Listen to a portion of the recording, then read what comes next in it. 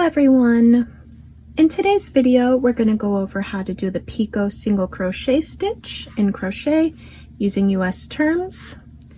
In this tutorial I was using this big twist yarn in the color mustard, as well as a 6mm crochet hook and scissors to cut off my work, though this stitch would work with whatever size yarn and corresponding hook that you may have. We're going to go ahead and get started with a slip knot, which you can do however is easiest for you. And then once we have our slip knot, we're going to chain an even number of chains. So I'm going to go ahead and chain 22, but you would just want to chain however many as you needed to get to your desired length for your finished project, just making sure that it is an even number. And to chain, we're just going to yarn over and pull through the loop that's already on our hook. Again, that's yarn over and pull through the loop that's already on our hook. All right, and that is 22 chains completed for me. So since we have an even number of chains, what we're going to end up with is actually an odd number of stitches.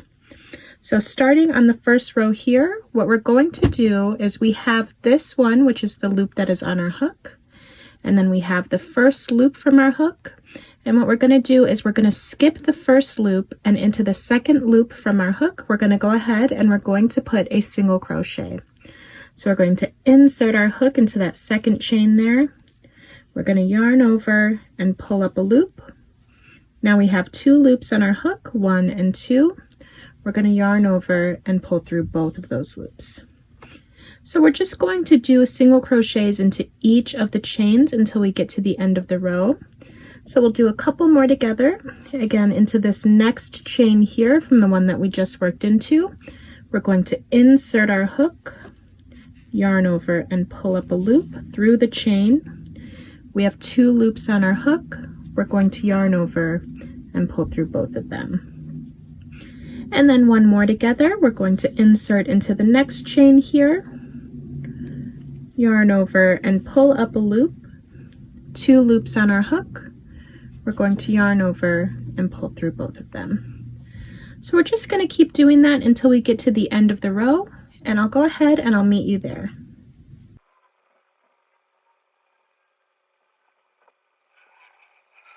All right, so I'm at my last chain here for this first row. So I'm just going to finish by putting another single crochet into this last chain here. And then in order to turn my work, I'm going to go ahead and chain 1, and I'm ready to get started on row 2. Getting started on this second row here, what we're going to do is in this first stitch that's directly beneath us, we're going to start by putting a single crochet in.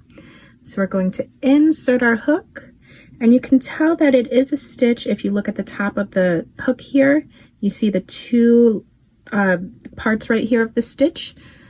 We're going to go ahead and pull up a loop through the stitch. So now we have two loops on our hook, yarn over and pull through 2. And in this second one here is where we're going to go ahead and we're going to do that picot stitch. So we're going to start as if we're doing a normal single crochet. So we're going to insert our hook into the stitch, yarn over and pull up a loop. Now we have those two loops on our hook, just as if we're doing a normal single crochet. What we're going to do, we're going to yarn over, pull through the first loop, yarn over, pull through the first loop a second time, and yarn over, pull through that first loop a third time. So then we can go ahead and take our thumb here and push that out a little bit. And what we're going to do, we're going to yarn over and pull through both loops that are on our hook. And again, push out that picot stitch. And that's because we want all of our picot stitch, all of the texture, to be on the other side. So then in this next stitch here, we're going to go ahead and we're just going to put a single crochet in. So we're going to insert our hook, yarn over and pull up a loop, two loops on our hook. We're going to yarn over and pull through both of them. And now in the next stitch, we're going to again do a picot stitch. So we're going to insert our hook, yarn over and pull up a loop, two loops on our hook. We're going to yarn over, pull through the first loop, yarn over, pull through the first loop a second time, and yarn over, pull through that first loop a third time. So now we're going to yarn over and pull through both loops that are on our hook, making sure to push that picot stitch out in the opposite direction. And we're going to follow that up in that next stitch with that single crochet again. So insert, pull up a loop, yarn over, and pull through 2. Now we'll just do one more picot stitch together, but what we're going to do is every time that we've just done a single crochet, we're going to follow it up with a picot stitch, and every time we've done a picot stitch, we're going to follow it up with a single crochet until we get to the end of the row. So doing that picot stitch one more time together, we're going to insert, pull up a loop, yarn over, pull through the first loop on our hook, yarn over, pull through that first loop on our hook again, and yarn over, pull through just that first loop a third time. Now we're going to yarn over and pull through both loops on our hook. So if you want to meet me when we get near the end of the row, and we can go over how to finish the row and how to turn our work.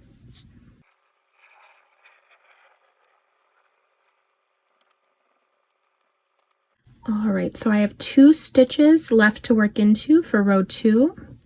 So I just did a single crochet, so I want to follow this one with a picot stitch. So again, I'm going to insert, pull up a loop, yarn over, pull through the first loop, yarn over, pull through the first loop, yarn over, pull through the first loop, and now I'm ready to close the stitch. So I'm going to yarn over and pull through both loops that are on my hook. And then in the last stitch, I'm going to end with a single crochet. So you're always going to be starting and ending the picot row with a single crochet. So if you are not ending, that is just a sign to you that maybe you've miscounted, or maybe you chained one too many chains when you were chaining to begin with. But you always want to be starting and ending on that single crochet.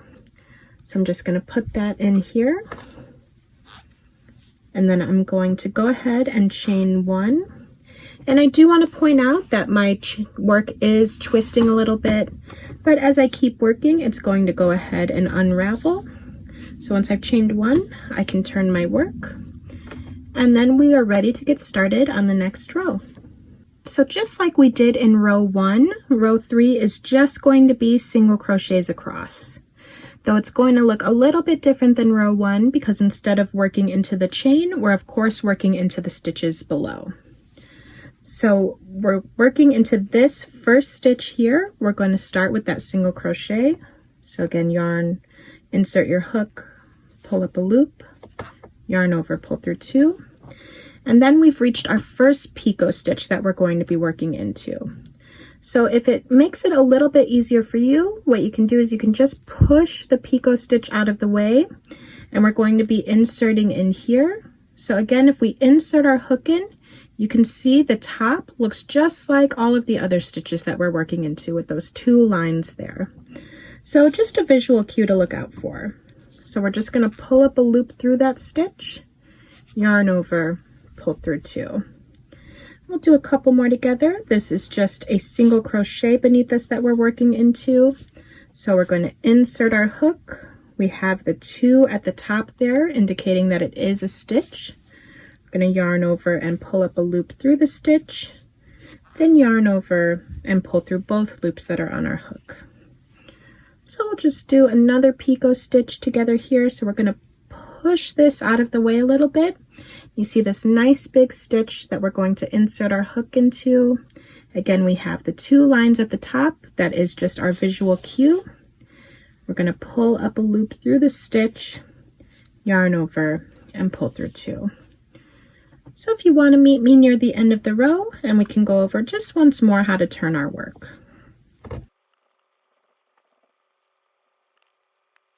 All right, so I've just worked into my last picot stitch for this row. So I just have this last single crochet to work into. So I'm going to insert my hook in there.